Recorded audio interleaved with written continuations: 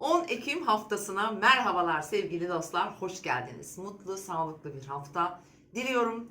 Şu an beni izleyen tüm dostlarım, aramıza yeni katılan, yeni abone olan arkadaşlar, hepinize sevgiler, saygılar ve tabii ki her zaman beni yalnız bırakmayan siz sevgili dostlarım, hepinize şahane bir hafta diliyorum. Evet sevgili dostlar, şimdi bugün Merkür Başak Burcu'nda son gününü yaşıyor. Başak Burcu'nun 29 derecesinde ilerleyecek. Salı günü artık Merkür Terazi burcuna geçecek. Bizim ilişkilerle ilgili konularımızı daha bir fazla şekilde gündemimize getirecek. Şimdi bugün hem Merkür'ün son derecesinde olmasından dolayı üstelik de Şiron ve Venüs'ün bir karşıtlığı var. Tam olarak 15, 15, 16, 15'te arkadaşlar ilişkilere dikkat diyoruz. Çünkü Merkür son derecelerde ve üstelik Başak Burcu'nda çok güçlü. Dolayısıyla hani Venüs'te olunca burada, Şiron'da olunca ilişkilerde gereğinden fazla bazı kritikler yapmak, dolayısıyla sakıncalı durumları doğurabilir. Özellikle bu saatlerde ama aslında gün boyunca etkili. Çünkü gökyüzünde bugün sadece Mars'ın bir Satürn'e açısı var. Fazla bir açı yok. Ayın çünkü Merkür'le de bir 150'li var. İlişkilere dikkat diyorum. Özellikle uyarıyorum. Lütfen biraz sabredin. Çok üst perdeden konuşmayın. Özellikle sorun bulunan ilişkiler. Bu iş hayatı, sosyal ilişkilerimiz, diğer alanlardaki ilişkilerimiz. Mesela bazı davalarla ilgili konular da olabilir bunlar. Hukuki süreçlerde mesela. İş ilişkileri dahil olmak üzere.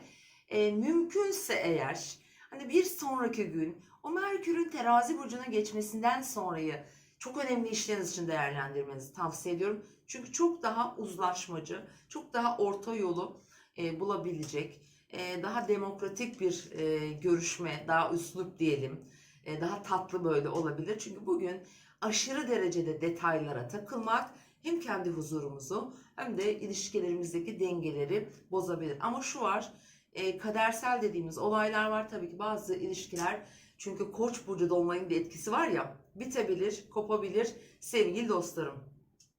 Bugün ve bu hafta sonu boyunca, hafta sonuna kadar şimdi Venüs ve Güneş Terazi burcunda bu hafta hep birlikte ilerleyecekler. Tabii Merkür de oraya geçecek Salı günden itibaren. Üstelik de Satürn'e bir 120'lik yapacaklar. Şimdi yine hava üçgeni var. Yine ilişkiler bakımından baktığımda bir şeyleri, bazı taşları yerine oturtabilecek bir görünüm var gökyüzünde. Özellikle hafta sonuna doğru bu daha kalıcı olacak. Bazı kopma noktasına gelmiş, belirsizlikler yaşayan, ayarı kaçmış diyelim. Özellikle ilişkilerde bazı taşlar yerine oturabilir, anlaşmalar, hatta uzun vadeli kalıcı anlaşmalar sağlanabilir.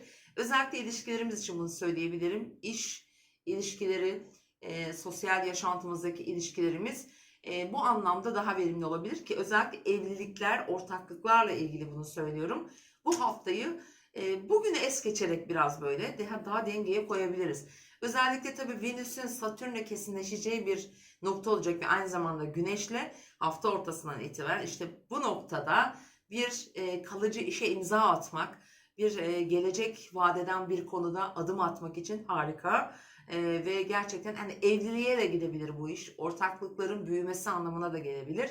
Sevgili dostlarım, yani şimdiden umut vadeden ilişkiler için bir gelişme var. Bugünden söylemek istedim sizlere. Bugüne geldiğimizde, evet, bugün ayımız Koç burcunda, tam dolunay fazında ilerliyoruz. Tabii ki dolunay çok güçlü bir dolunay. Fevri, ateşli, zaman zaman tansiyonu yükselten enerjiler var ve bugün çok etkili olacak. Çünkü bugün Venüs'ün düğümlere, Merkür'ün Ay'la özellikle akşam saatlerinde 150'likleri var. Bunlar işte bir takım görüşmeler, konuşmalar, eskiye dair konuları hayatımıza getirebilir ve burada can sıkıcı sonuçlanmalar getirebilir. O yüzden bugün biraz daha dikkat edin. Özellikle akşam saatlerine, ama kadersel olacağını tekrar söylüyorum. Çünkü burada bir kuzey düğüm Venüs'te bir ilişkisi olduğu için 150'lik olduğunda burada zorlayıcı bir açıdır. Gelelim günün güzel açılarına. Şimdi bugüne çok enerjik, pozitif başlayacağız. 10-11 arasında ayın Mars'la bir seksili var.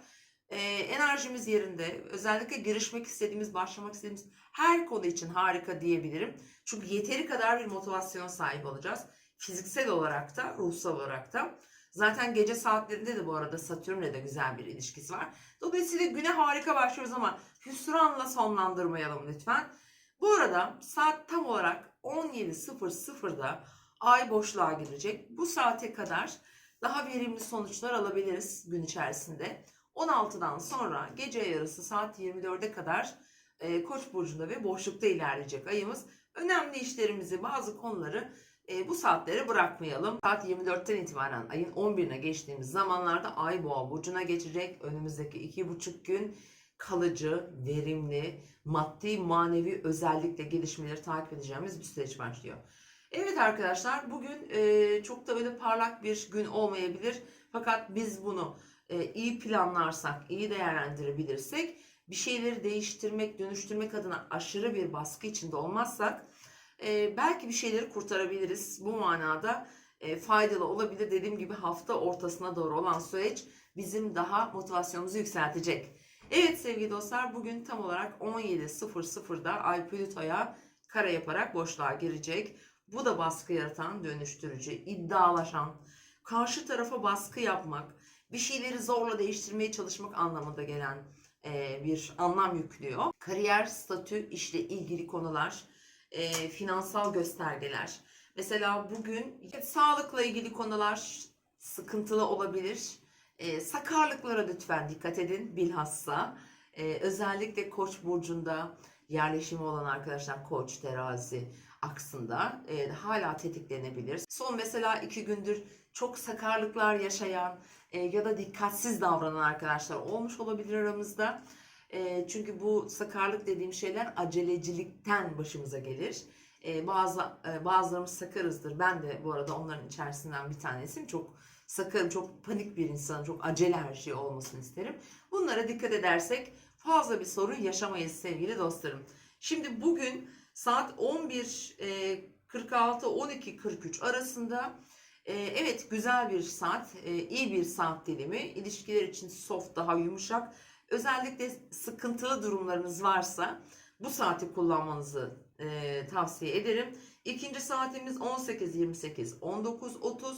Yine akşam saatlerinde ayımız boşlukta olacak ama bir durumu telafi etmek, bir durumu kurtarmak adına, sevdiklerimizle iletişime geçmek adına diyelim, kullanabilirsiniz. Diğer saatim evet 01.47-02.49'da arkadaşlar ve o saatte artık Ay Boğa burcuna geçmiş olacak ve güzel de açılar olacak. Daha böyle sakinleşiyoruz, daha huzurlu, daha dingin olabiliriz. Salı gününe bir hazırlık ve salı günü aslında şuradan hemen size bir salı günü için bir ipucu vereyim. Daha başarılı olabilir. Özellikle akşam saatlerinde şanslı. Finansal konular çok çalışacak. Önümüzdeki 2,5 gün, bu hafta ortasında 25'inde yaşayacağımız tutulmanın etkileri zaten aktif. Salı ve çarşamba günü bu tutulma etkilerini daha güçlü yaşayacağız. Çünkü tam tutulma aksından bir ay geçecek ve orada etkileşimleri olacak. Ama bilhassa çarşamba günü bizim için daha önemli ve mühim gözüküyor sevgili dostlarım. 11'ine geçtiğimiz saatlerde, gece saatlerinde işte Merkür de artık Terazi burcuna geçmiş olacak. Ve Venüs'ün, Güneş'in yanında yer alacak ve tamamıyla ortaklı işler, iş projeleri, evlilikler, özellikle hani flörtler, bu anlamdaki girişimler, satın almalar, finansal konudaki bütçeler değerlendirmeleri olabilir. Bunlar daha çok gündemimizde olacak ve ilişkilerimizi özellikle. Çünkü Koç dolunayı yaşadık. Terazi aksında gerçekten bazı ilişkileri çok zorladı. Koç bir de sabırsızdır. Dolayısıyla da burada hani bu fırsatı değerlendirmek için bu Merkür'ün terazi aksında, yani Mars'a da olumlu açı yapıyor. Aynı zamanda bu hafta hani Venüs'ün, Güneş'in hem Satürn'e hem Mars'a uyumlu açısının olduğu bir hafta olacak. Gerçekten ilişkilerde büyük değişimler, dengeleri değiştirecek önemli gelişmeler getirebilir. Şanslı, fırsatlı bir hafta olacak arkadaşlar. Evet, dolunayın ve tabii ki gelecek bir tutulmanın etkisinde arada bir haftayız. Sonuçlanmalara doğru giderken yeni başlangıçlara da adım atıyoruz. Unutmayın ki 25'inde yaşayacağımız tutulmadan bir Venüs var. Venüs'te bir tutulma yaşayacağız ve Venüs'ün tutulma anındaki etkisi de tabii ki zaman zaman bazı krizler getirse de birçok ilişkiye de yeni startlar verecek değerli dostlarım. Evet, mutlu bir gün, sağlıklı bir hafta diliyorum.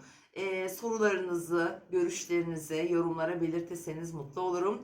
Yarın yine görüşmek üzere diyorum. Kendinize iyi bakın. Hoşça kalın.